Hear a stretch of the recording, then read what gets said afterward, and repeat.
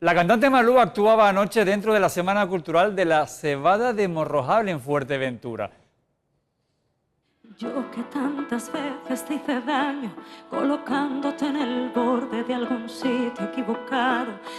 Malú se subió anoche al escenario de la localidad para hacer un repaso por sus canciones más conocidas y también las actuales ante el público majorero. Unas fiestas que finalizan hoy con varios actos y que durante la semana ha contado con talleres, deportes y el concierto de Meclán.